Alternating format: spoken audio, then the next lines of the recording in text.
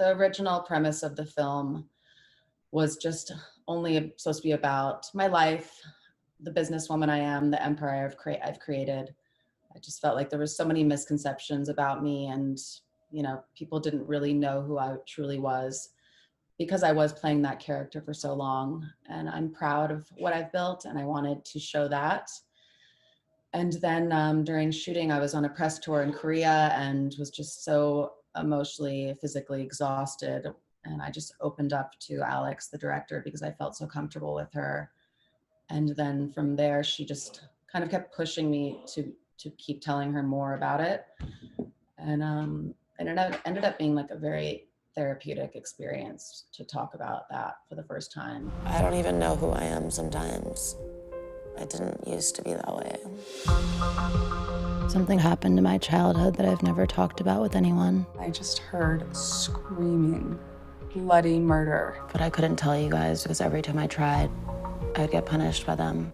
It's just how the people who work there are. There were maybe one or two people that were nice, and I think they felt bad, and I could see it in their eyes when things would happen, and it would make them very uncomfortable, but they were not as like high up. And I think it was just, they had like a lot of people there. No one had a degree, no one was trained.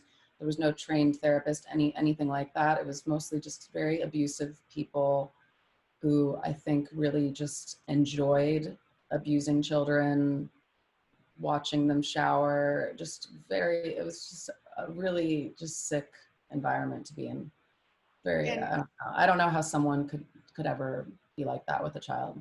It was a mixture. It's called an emotional growth school, and in their website and whatever they put out there, they act like it's this really happy place where your kids are gonna be doing all these activities and whatever. But it was a mixture of kids. Like most people there were state sent, so they were they'd either been arrested or had been sent there by the state.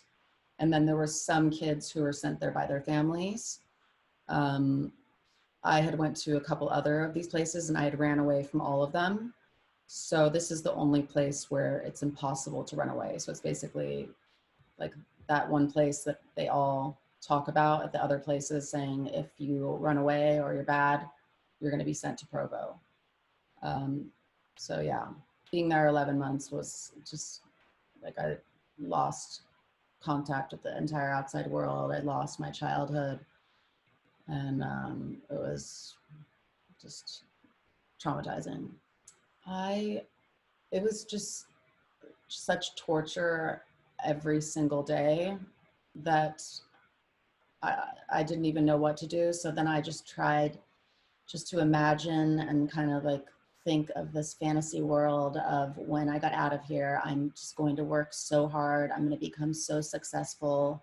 No one is ever going to be able to control me again. Because I saw success as freedom. And I just imagined just this glamorous life. And I don't know, I made all these plans of what I wanted to be. And all I cared about was being successful and independent.